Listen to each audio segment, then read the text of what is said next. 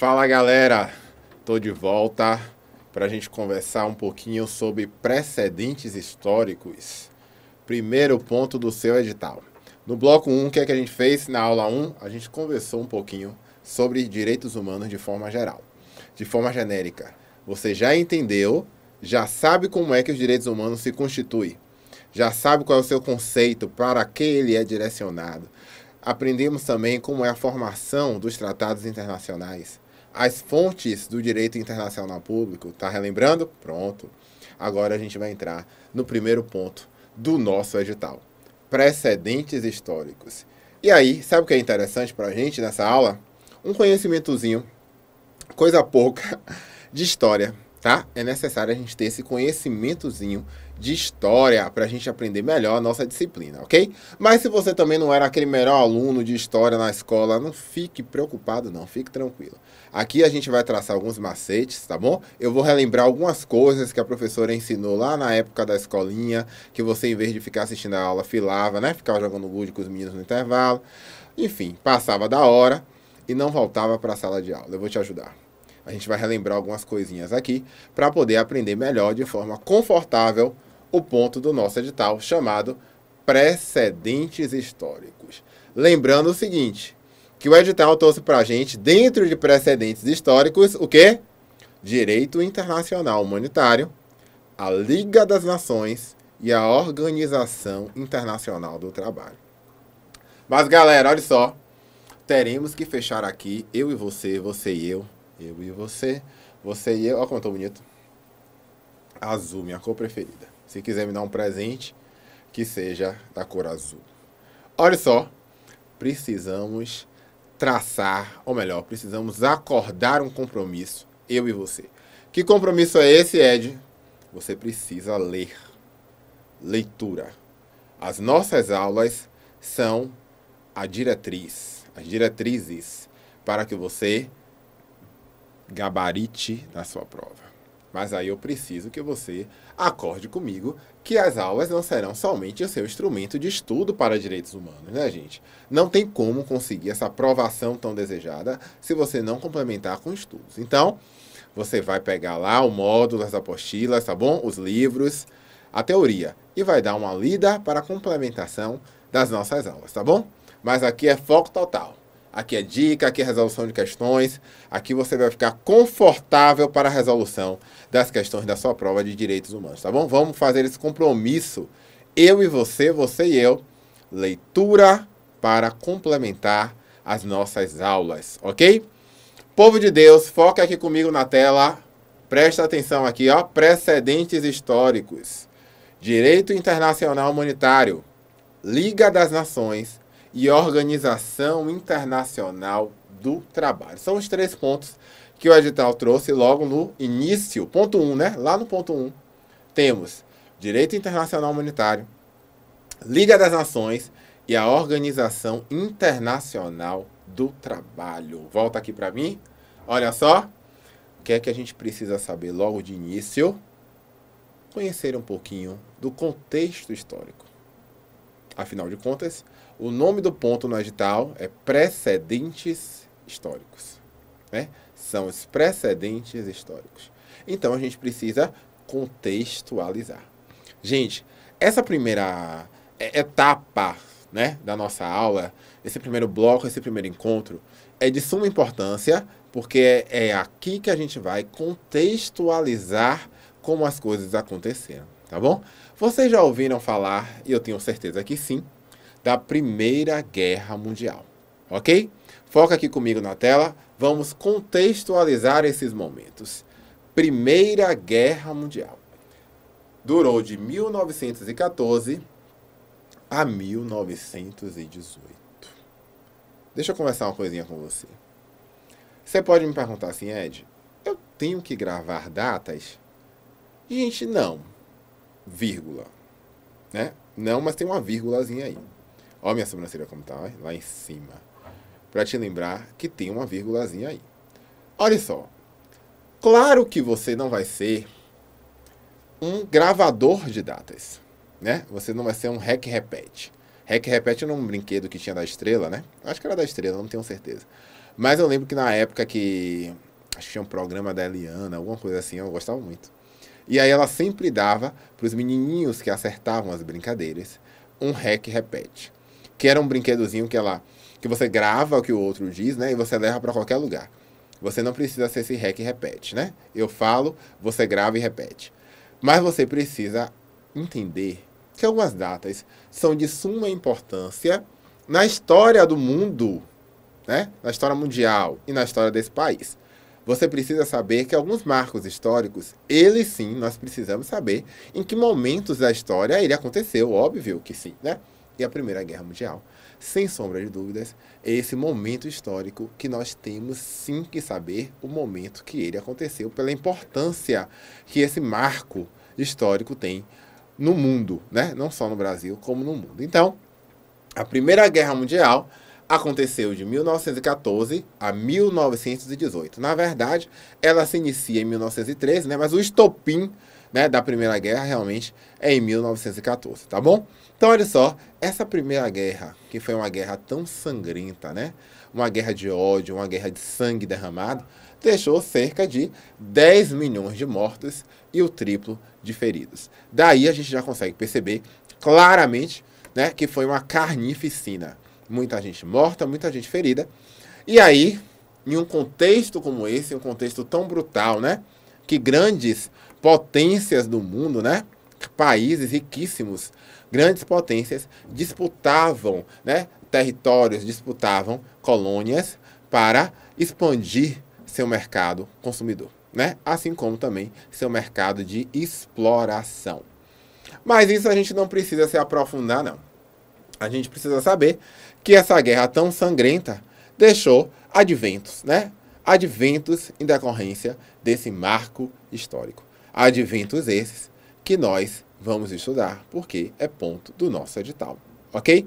Então, essa Primeira Guerra, meu povo, que durou de 1914 a 1918, deixou marcos, adventos, deixou pontos do nosso edital.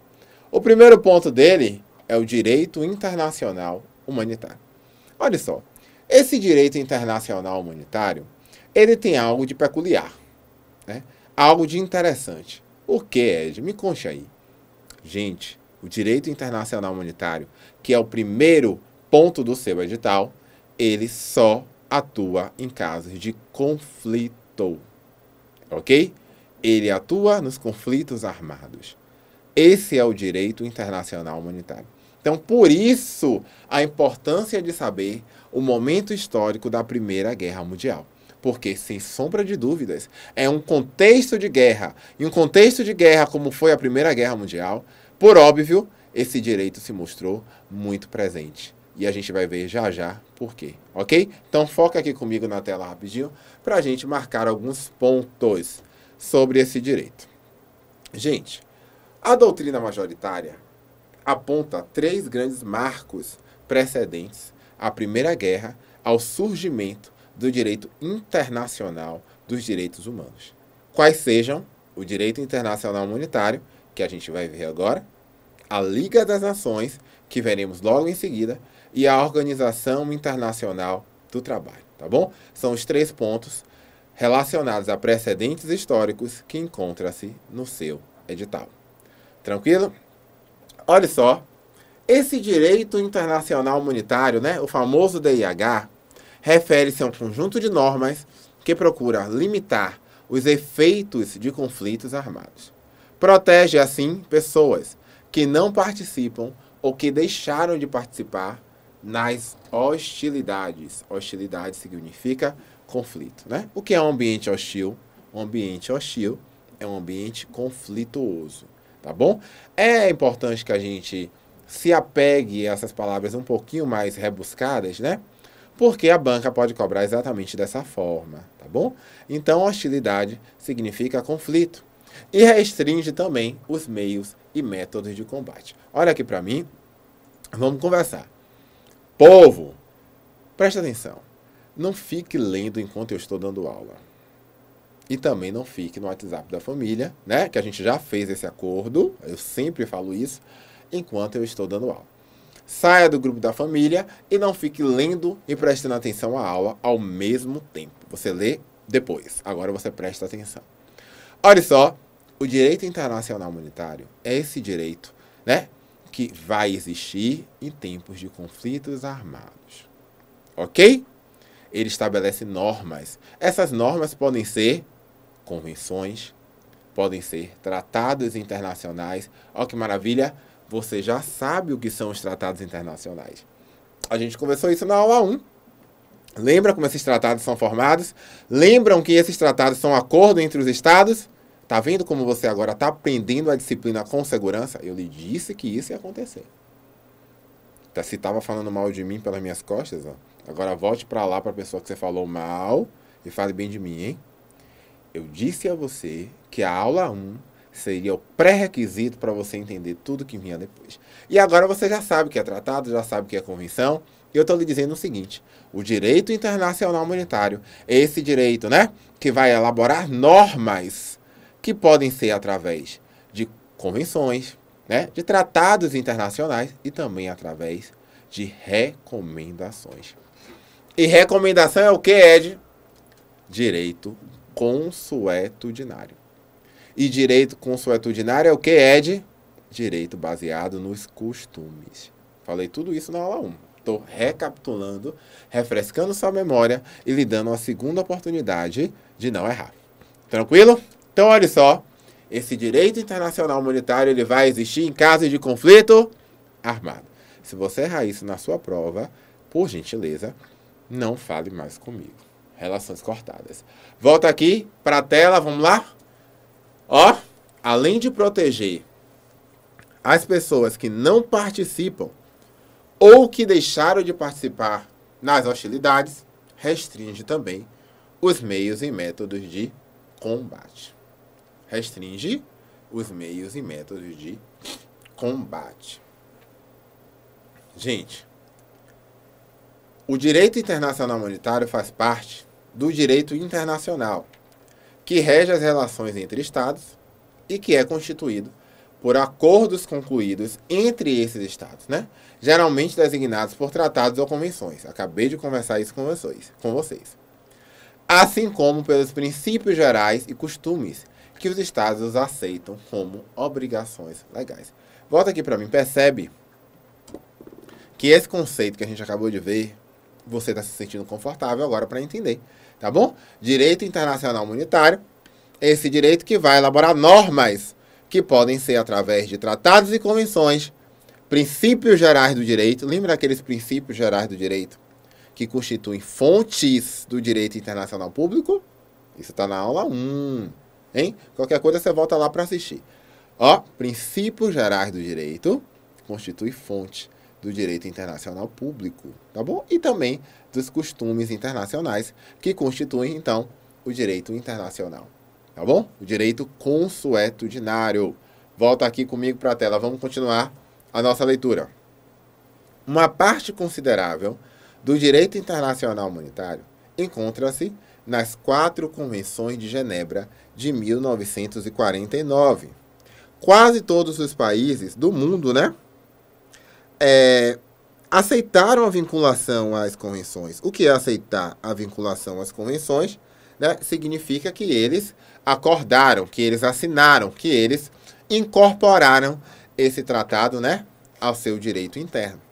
Quase todos os países do mundo aceitaram essa vinculação, que foram desenvolvidas, né, e posteriormente foram completadas por mais 2 acordos, os protocolos adicionais de 1977. Gente, antes de eu descer um pouquinho mais o nível sobre o direito internacional humanitário, eu preciso chamar a atenção de uma coisa para você. Olha só. Preste atenção. Aqui, eu digo para você que uma parte considerável do direito internacional humanitário, preste atenção, encontra-se nas 4 convenções de Genebra de 1949. De 1949. São as 4 convenções de Genebra, né? Que é um tratado internacional. Gente, preste atenção. São 4 as convenções de Genebra. A primeira convenção foi em 1864. A primeira convenção foi em 1864. Volta aqui para mim, olha.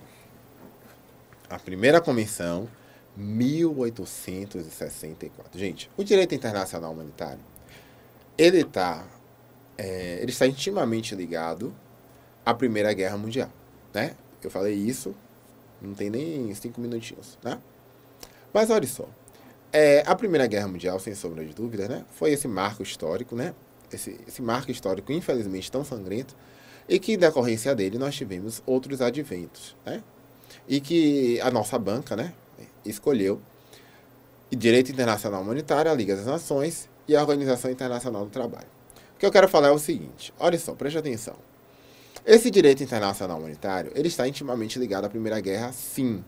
A Primeira Guerra Mundial durou de 1914 a 1918.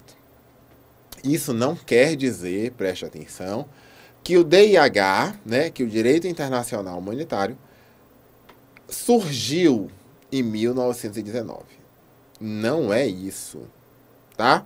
O direito internacional humanitário não surgiu em 1919. Preste atenção.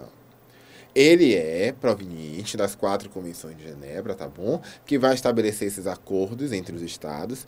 Para que, Ed? Que acordo é esse que os estados fizeram? Para que em casos de conflitos armados, e esses conflitos podem ser atos internos ou atos internacionais. Podem ser conflitos internos, podem ser conflitos internacionais. Só não serão situações de casos isolados internos, né? Aqueles casos de violência, meramente casos isolados acontecendo internamente dentro de cada estado, não é protegido pelo direito internacional humanitário. Direito internacional humanitário são para estes conflitos armados, né? Internacionais ou internos, tá bom? Olha só. Quando eu digo para você que a primeira convenção aconteceu em 1864, eu quero dizer que o surgimento desse direito já foi aí, em 64, tá bom? No século XIX. Em 1864. Preste atenção. Lá em 64, nós tínhamos um movimento, né? Um movimento que era o movimento da Cruz Vermelha, né? O movimento vermelho, da Cruz Vermelha. Olha só, o Crescente Vermelho, né? Também conhecido como Crescente Vermelho.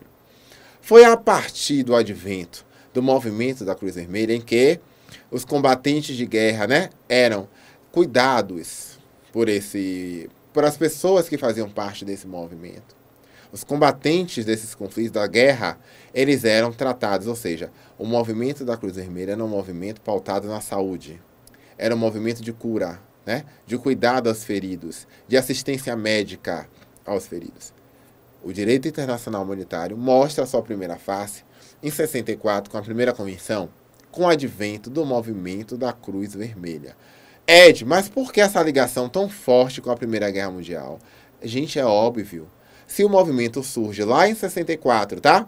Com o advento do movimento da Cruz Vermelha, que fazia o quê? Que dava assistência médica, se preocupava com a saúde dos combatentes, dos feridos de guerra, esse direito internacional humanitário cresce ainda mais, né? E aí, com o advento das próximas convenções, ele vai cada vez mais adicionando mais proteções. Ele começa com a proteção dos feridos, lá em 64, e vai aglutinando, somando, né, novos direitos. Isso significa que com o advento da Primeira Guerra Mundial, em 14 a 18, esse direito se mostrou ainda mais presente. Afinal de contas, uma guerra sangrenta como foi a Primeira Guerra, óbvio que o direito internacional humanitário se mostrou muito mais latente, muito mais presente. Então, preste atenção, esse direito internacional humanitário que começou lá atrás como um movimento advindo do Crescente Vermelho, cresceu muito mais, né? E aglutinou e somou muito mais direitos do que tinha em 64. Presta atenção aqui comigo, vamos para a tela. Ó, pega seu caderno, se liga. O direito internacional humanitário abrange duas áreas principais. a proteção das pessoas que não participaram ou que deixaram de participar nas hostilidades, né? Quem são essas pessoas, meu povo? São os combatentes de guerra que foram feridos, ficaram incapazes, né? Quem são esses combatentes? São os militares.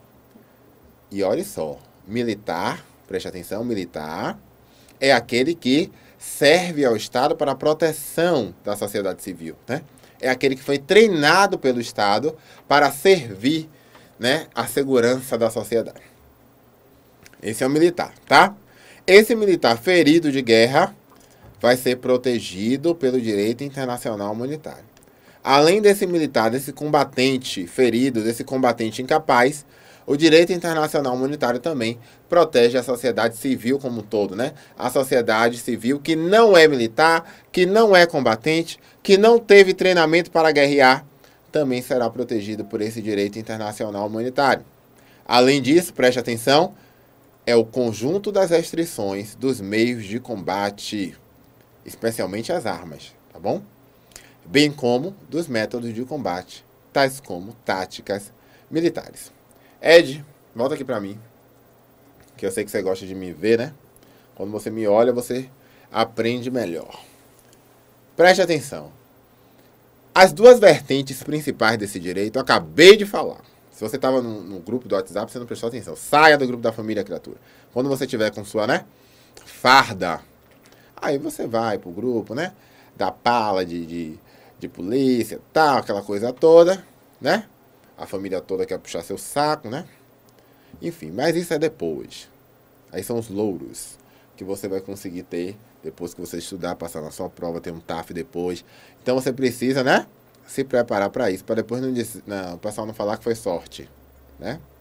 Muitos dizem por aí que é sorte. E tem gente que diz, sabe o quê? Rapaz, fui fazer esse concurso, estudei nada. No dia anterior bebi, perdi a hora, quase esqueço que tinha uma prova para fazer. Fui em cima da hora fazer a prova, então nem ia fazer essa prova. Minha mãe que pagou para fazer, nem ia fazer. Tudo mentira. Tudo papo. Então não vá nessa. Não beba no dia anterior. Não vá com essa conversa de que não estudou nada e passou. Estudei nada, meu. Cheguei lá, fiz a prova, achei até que não tinha perdido. Nem olhei o resultado, fulano que me disse. Tudo mentira. É só para dizer que é mais inteligente que todo mundo. Aí o que você faz? Você estuda, passa, depois você conta a mesma coisa. Diz que não estudou, diz que bebeu no dia anterior, né? Aquela conversa toda. Pra sair como, né? O inteligente. Mas agora estude, olha. Gente, eu disse duas vertentes do direito internacional humanitário. Protege os civis, protege os combatentes, protege os militares incapazes, doentes, feridos, que não podem mais guerrear, e também vai restringir os meios e os métodos de combate, especialmente as armas. Por quê? Porque se ele só atua em conflitos, o direito internacional humanitário atua depois que o conflito já está instaurado. É isso? O que é que ele vai fazer? Além de proteger essas pessoas, ele também vai restringir os meios e os métodos de combate, ok? Especialmente as armas. Restringir de que forma? Principalmente aquelas armas químicas, armas biológicas, armas de grande porte, que podem causar um prejuízo em massa, né? Afinal de contas, direito é lógica, gente. Presta atenção. Se o direito internacional protege aqueles, né, que não estão envolvidos diretamente no conflito, os civis, os combatentes feridos, né, os prisioneiros de guerra, ele vai proteger, né, os doentes. Ele também, por óbvio, vai restringir os meios e métodos desse combate. Por quê? Se utilizado uma arma de grande porte, né, uma arma química biológica, uma arma que cause dano em massa, que não faça distinção entre aqueles que serão atacados, por óbvio, se a arma é desse porte, serão atacados, então, militares e não militares. Ok? Então, aqueles que deveriam ser protegidos e estarem, né, de certa forma, imunes a esse ataque, também serão, visto que são armas que não distinguem pessoas. Tá bom, meu povo? Então, presta atenção para não confundir uma coisa com outra. Outra dica que eu lhe dou importante. Quando eu falo militar, não entra nesse meio os seguranças privados. Ok? Não entra nesse meio os seguranças privados, mesmo que tenham porte de arma. Porque o segurança privado, ele protege um patrimônio. Ele protege um patrimônio. Ele não protege a sociedade civil como um todo. Quem faz isso é o militar. Tranquilo? Volta aqui comigo para a tela, vamos continuar os nossos estudos. As pessoas protegidas não devem ser atacadas. Não se lhes deve infligir maus tratos físicos ou tratamentos degradantes. Não deve infligir maus tratos físicos nem tratamentos degradantes. Os feridos e doentes devem ser recolhidos e tratados. Existem normas específicas que se aplicam aos indivíduos que foram feitos prisioneiros ou que foram detidos, né? Os prisioneiros de guerra. Sejam eles militares ou não, tá? Sejam eles militares ou não, os prisioneiros devem ter tratamento digno. Devem se respeitar a sua integridade física e psicológica. Tais normas incluem ainda a provisão de alimentação adequada, abrigo idôneo, assim como garantias jurídicas a esses prisioneiros. Gente, olha só. Além de tudo isso que a gente conversou, também não esqueça que esse direito internacional humanitário também protege o meio ambiente. É de um meio ambiente, claro. Na época da Primeira Guerra, vários campos agrícolas foram devastados pela utilização dessas armas de grande porte, pela utilização dessas armas químicas e biológicas, ok? Então, o direito internacional humanitário também será proteção para o meio ambiente. Volta aqui comigo para a tela rapidinho, vamos conversar? Olha só, restrições sobre armas e táticas militares. O direito internacional humanitário proíbe todos os meios e métodos de combate que não discriminem entre as pessoas que participam nas hostilidades e as que, tal como os civis, não participam nelas. Acabei de conversar com vocês sobre isso. Causem ferimentos supérfluos ou sofrimentos desnecessários. O que seriam esses ferimentos supérfluos ou sofrimentos desnecessários? Por exemplo, se o militar utilizar uma máquina é ótimo, uma arma a laser, né? Uma arma laser, com uma arma para causar cegueira no outro indivíduo, né? No outro combatente. Perceba qual é a necessidade de utilizar uma arma que cause apenas cegueira, né? Seria uma arma apenas para causar ferimentos supérfluos. Não é permitida armas desse tipo. Também, que causem danos graves ou danos duradouros ao meio ambiente. Tá bom? Não poderão ser utilizados armas desse calibre, desse tipo, ok? Serão proibidas. Volta aqui para mim. Viu como tá tranquilo? Não tem dificuldade aí, beleza? Direito internacional humanitário é esse direito que protege as pessoas que estão envolvidas diretamente em um conflito. Outra dica importante, não confunda direito internacional humanitário com direito internacional dos direitos humanos. Essa é a dica para encerrar esse bloco agora. Não confunda direito internacional humanitário com direito internacional dos direitos humanos. Não confunda. O direito internacional humanitário ele existe em casos de conflito. E o direito internacional dos direitos humanos atua também em casos de paz. Atua como prevenção e também atua em casos de conflito. Digo mais, o direito internacional dos direitos humanos, ele permite suspensão de determinados direitos, enquanto o direito internacional humanitário não permite suspensão desses direitos, tá bom? Essa é a dica pra gente terminar esse bloco agora, eu volto já já. Segura aí, sai do grupo do WhatsApp da família criatura.